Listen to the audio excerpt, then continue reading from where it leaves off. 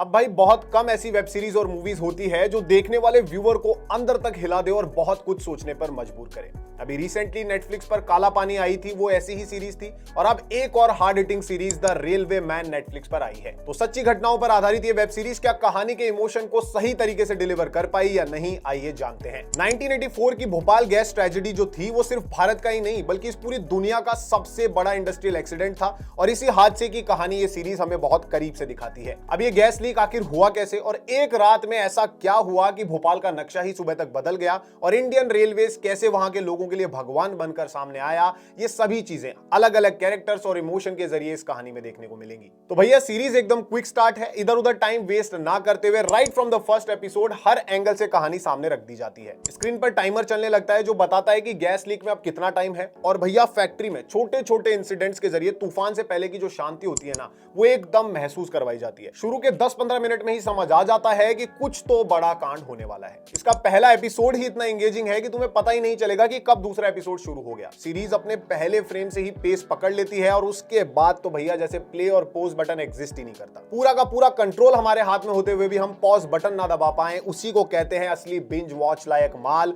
और ये web series वही कड़क माल है। इसमें सिर्फ 4 एपिसोड हैं और ये मेरे हिसाब से सबसे कमाल बात है क्योंकि इसके मेकर्स ने इसको इधर उधर ना घुमाकर एकदम टाइट स्क्रिप्ट रखी है। अब बहुत से अलग अलग कैरेक्टर ट्रॉप्स और उनकी स्टोरीज इसमें हैं, लेकिन कुछ भी हौच पौच नहीं होता है। सब कुछ एंड में जाकर परफेक्टली ब्लेंड हो जाता है, वो भी सिर्फ 4 एपिसोड्स में। तो भाई डायरेक्टर साहब और लेखक दोनों ने एकदम परफेक्ट काम किया है। अब भैया सीरीज की बैकबोन तो इसकी टॉप नॉच परफॉर्मेंसेस हैं। जब इस सीरीज का ट्रेलर आया था ना तो के मेनन, आर माधवन, बाबिल खान और दिव्येंदु शर्मा, इतना सारा ग्रेट टैलेंट एक ही सीरीज में देखकर मुझे लगा था कि कुछ तो बवाल होगा। लेकिन ये डर भी था कि कहीं पुअर स्टोरी पर ये सारा टैलेंट वेस्ट ना कर दिया जाए। लेकिन सीरीज ने अपने हर एक एक्टर को पूरा निचोड़ कर यूटिलाइज किया है, एकदम परफेक्टली यूज किया है। अब मेरे लिए स्टार ऑफ द शो रहे हैं मेरे ऑल टाइम फेवरेट एक्टर के मेनन। भाई ये जो बंदा है ना, ये इस इंडस्ट्री का वो टैलेंट है जो हर एक सीन को मास्टरपीस बना देता है। बाबिल खान जिसे अपनी लेगेसी को जस्टिफाई करने का मौका ही इस सीरीज ने दिया है और बंदे ने एकदम कमाल परफॉर्मेंस दी है सीरीज में। इन दोनों के बाद सबसे ज्यादा हाईलाइट में रहे दिव्येंदु शर्मा एके मुन्ना भैया। इस बंदे ने अपनी नेचुरल डायलॉग डिलीवरी से ना दिल जीत लिया एकदम। आर माधवन, सनी हिंदुजा और जूही चावला और इनके अलावा भी कई एक्टर्स को स्क्रीन टाइम कम मिला, लेकिन कम टाइम में भी इन्होंने बहुत ज्यादा डिलीवर किया है। अब मेरे हिसाब से तो सीरीज में सब कुछ परफेक्ट है, फास्ट पेस है, टाइट स्क्रिप्ट है, सुपर टैलेंटेड एक्टर्स है, सब कुछ एकदम कमाल है।